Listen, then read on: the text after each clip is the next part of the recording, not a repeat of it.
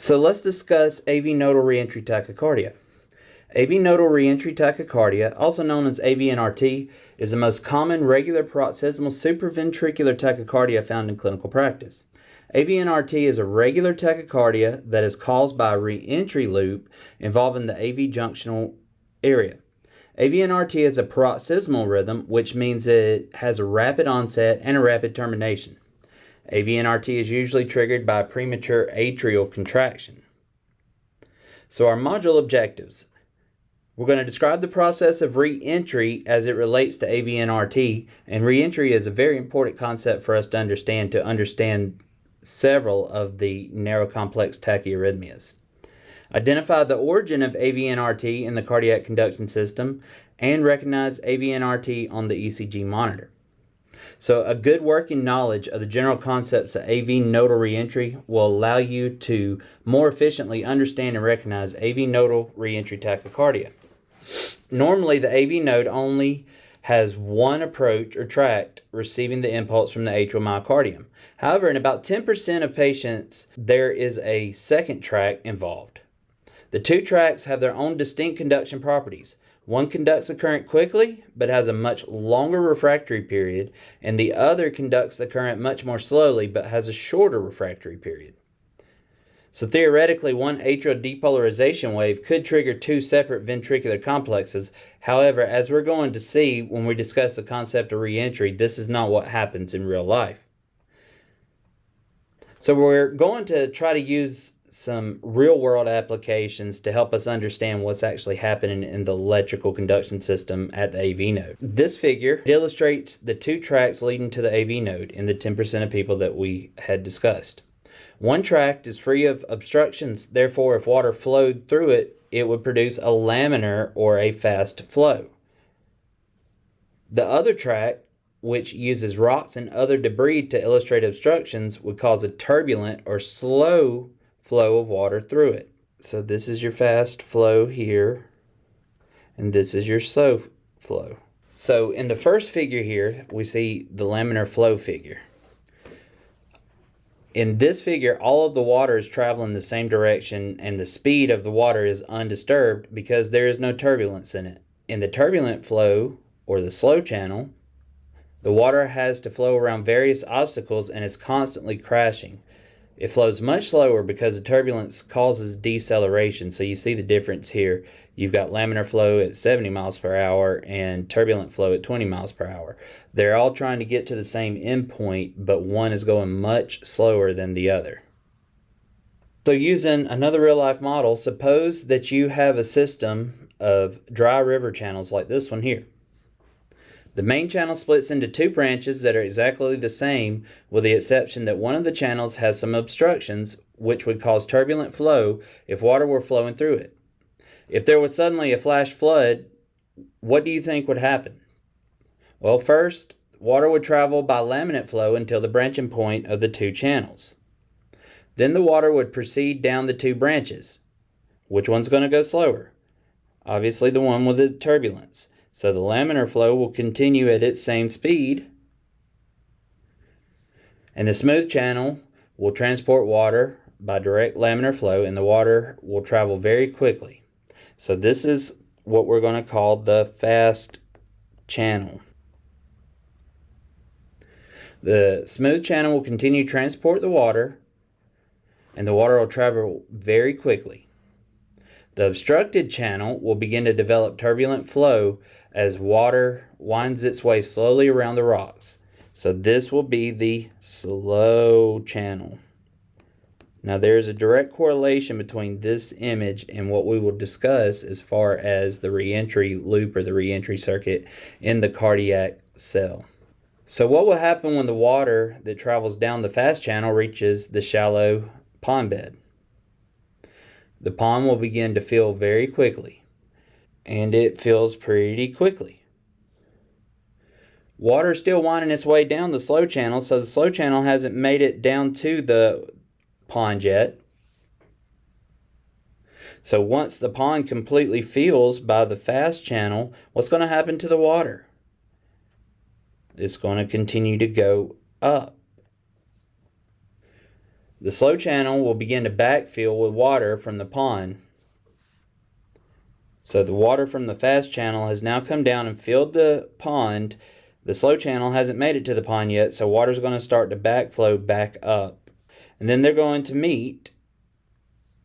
So the two wave fronts that were traveling along the slow channel until they crash into each other.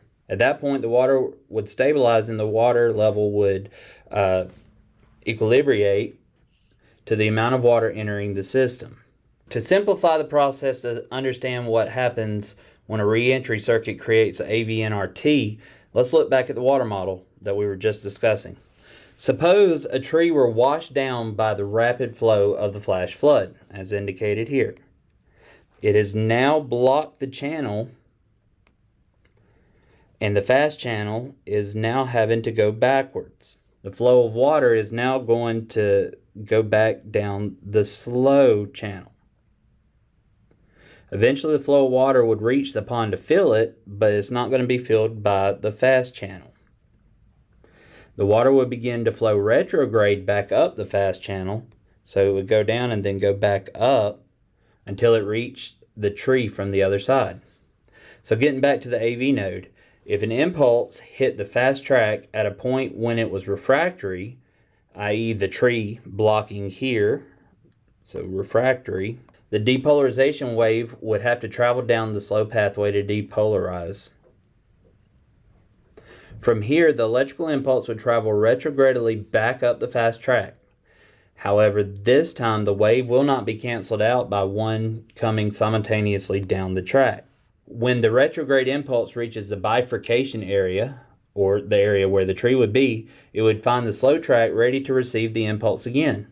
Remember, the slow track has a very fast recovery time, and this is where the reentry circuit is born. So in order for a reentry circuit to be established, there's got to be three critical factors. And reentry is difficult to understand, and I acknowledge that. The analogy of the water flowing down the two channels can serve as a foundation for understanding the concept of AVNRT. So the three critical factors: the presence of an electrical circuit with at least two pathways. The two pathways involved need to have different underlying properties: conduction time, refractoriness, and so on. These differences could be due to a structural difference in the pathways, ischemia, electrolyte abnormalities, or any other event that will temporarily or permanently alter conduction and refractory time. And thirdly, there has to be an area of slowing in one of the circuits that is just enough to allow the rest of the circuit to complete its refractory period. So now let's move on to the actual AV junction, or the AV node. So the AV junction is composed of one or two approaching tracks separated by fibrous non-conductive tissue and three separate zones in the AV node. As previously discussed, some people have two separate pathways to the AV node instead of one, and these approaches are surrounded by non-conductive or refractory tissue and are therefore isolated from each other and the rest of the myocardium. This is a graphic illustration of the AV junction accentuating the two approaches or tracks from the AV node. So you got your fast track and your slow track. Some people with two tracks develop not only an anatomic separation but a clinically relevant separation that can lead to reentry arrhythmias, especially AVNRT. These two approaches are located at the base of the right atrium and are known as the fast or beta anterosuperior pathway and the slow or alpha posterior-inferior pathway. So the fast track has a very rapid conduction time but a very slow refractory time. That means it takes a long time before it's ready to fire again. This is comparative to a sprinter in a race giving his all for a short time and then needing to recoup his strength. The slow track, this means that the slow track conducts the forward impulse slowly but can conduct another impulse shortly afterwards, or it has a short refractory time. Again, this is comparative to a long distance runner who can run for long distances with a short recovery time between the various bursts of speed in a race. An atrial depolarization wave is approaching the AV junctional tract. So can you predict what will happen? Well, the depolarization wave travels down the fast channel faster. The result is that the AV node is depolarized by the impulse from the fast channel. The impulse then begins to spread backwards from the AV node to the slow channel, just like we talked about with the water. Imagine this is the pond, and this is the water coming down, and it goes back up. Eventually, the two wave fronts traveling through the slow channel will meet and cancel each other out. Note that only one of the impulses was transmitted to the ventricles. The two approaches at the AV junction will start transmitting the impulse at the same time. However, that's why it's important to have the slow track and the fast track, so that the fast track will transmit the conduction faster to the ventricles. As a result, the fast track will stimulate the AV node and cause the depolarization wave to proceed normally down the bundle of His and onto the ventricular electrical conduction system. This produces a tight or a very narrow QRS. The depolarization wave will also retrogradely travel back up the slow track where they cancel each other out. Depending on which track transmits the impulse, the PR intervals will vary. This vary can occur beat to beat in many circumstances. The PR intervals of the impulses that travel down the slow track will be longer than the ones that travel down the fast track. The QRS complexes will be identical regardless of which track the impulse traveled down. So let's discuss the formation of AVNRT with the reentry circuit.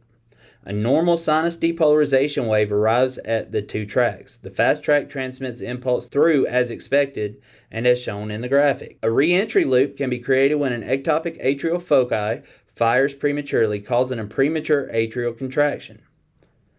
As illustrated here, when the PAC hits the two tracks, it will find the slow track ready to accept it because of its faster recovery time. The fast track will still be refractory because of its intrinsically slow recovery time. Because of the obstruction of flow in the fast track, the impulse will have to be conducted to the AV node through the only way possible, the slow track. Once the depolarization wave stimulates the AV node from the slow track, it will begin to return retrogradely up the fast track. By the time the impulse retrogradely conducts up through the fast track, it will be able to handle the impulse. This occurs because the additional time it took the wave to travel down the slow track. The extra time allowed the fast track to work through its slower refractory period, allowing it to be ready to receive a new retrograde impulse. Since the fast track is no longer refractory, the retrograde wave can traverse the entire fast track retrogradely without meeting any obstruction. And so now you're going to have just this circuit where it goes through the slow and fast track. At this point, it's made a complete loop, like I just said. The slow track, with its short refractory period, receives a retrograde impulse and transmits it back towards the AV node, which then retrogradely spreads the impulse toward the fast track. This figure right here is showing how the rhythm through a PAC and then it triggered AVNRT. AVNRT is the most common regular paroxysmal supraventricular tachycardia found in clinical practice. Paroxysmal means that the rhythm is of a rapid onset and a rapid termination. AVNRT is usually associated with a PAC and a prolonged PR interval. PR interval prolongation is caused by the impulse transmission through the slow approach to the AV node. However, you'll note that once it hits AVNRT, you won't be able to determine a PR interval because you won't be able to determine a P wave.